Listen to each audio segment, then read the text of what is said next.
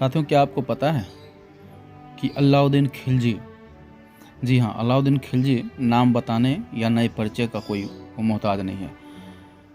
वह इतना बड़ा आतताई था और हिंदुओं के प्रति भले ही उसके बारे में कहा गया हो जो वह हिंदुओं से ज़्यादा नफरत नहीं करता था, लेकिन उसकी नफरतों के इम्तहान का अंदाज़ा आप इसी से लगा सकते हैं कि चित्तौड़ जीतने के बाद उसने 30,000 राजपूतों की निर्मम हत्या करवा दी थी। तमाम ऐसे काम भी उसने किए जिससे उसके मन में जो हिंदुओं के प्रति वो जो धारणा है नफरत की, वो साफ झलकती है। इस अलाउद्दीन खिलजी का कब्र कहाँ है आपको पता है? जी मैं बताता हूँ आपको। ये दिल्ली में है जी।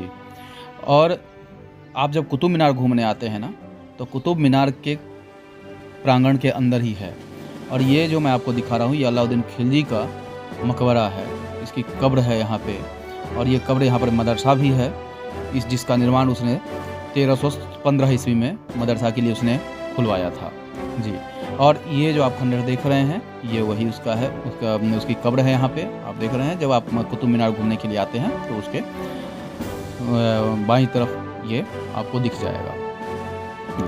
और 1299 से लेकर के 1316 ईस्वी तक अलाउद्दीन खिलजी का शासनकाल रहता है। और वो एक साम्राज्यवादी शासक के रूप में भी जाना जाता है। साम्राज्य विस्तार उसकी बड़ी इच्छा थी, और यही वजह है जो दिल्ली के अलावा उत्तर, दक्षिण, पूरब, तमाम भारत के तमाम हिस्सों में उसने शासन कर किया। वहाँ के जो विजय प्राप्त की युद्ध से लड़के और जहाँ जाता था वहाँ पर जीता। और अपने जो बच्चों की बात हम करते तो उसके 3 बच्चे भी थे, और इन सबको उसने शासन करवाया। और जहाँ भी जीता उनको आसीन किया, और उनके नाम से उसने शासन चलवाया।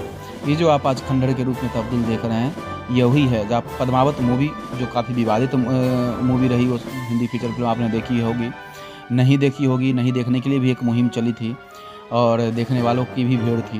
बाद में इसके नाम में भी परिवर्तन किया गया। मलिक मोहम्मद जायसी जिसने पद्मावत की रचना की थी, जिन्होंने उसमें भी सिर्फ एक इस बात का, पद्मावती का एक जिक्र है, जो राजा रतन सिंह, रावल रतन सिंह, जो चित्तौड़ के जिनकी राजधानी थी, जो आप देख रहे हैं, वहाँ के मेवाड़ के जो राजा थे, राजा रतन सिंह, उनकी पत्नी के रूप में।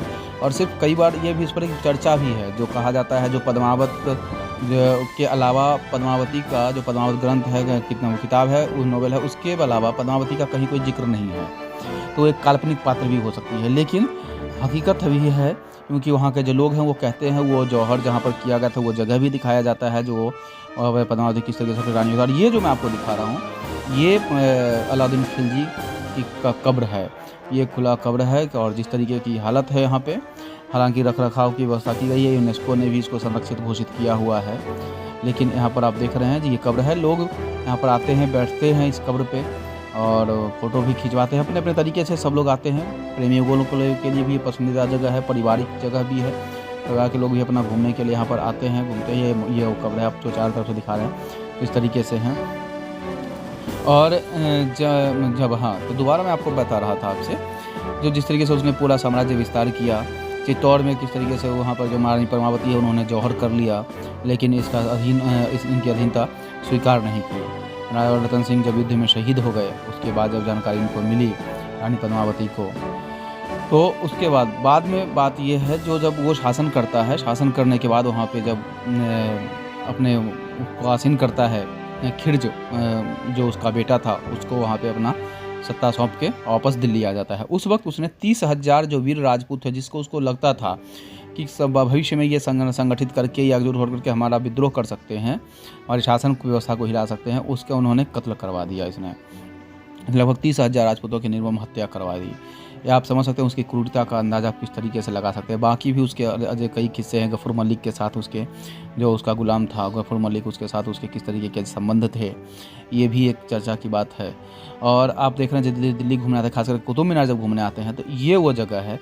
और इसका आप देख सकते हैं, घूमने के लिए बहुत अच्छी जगह है। और आपको इतिहास से रूबरू होने को मिलेगा, जो खिलजी वंश का ये शासक था। और यही है जो पर्यटकों का यहाँ पर तांता लगा रहता है।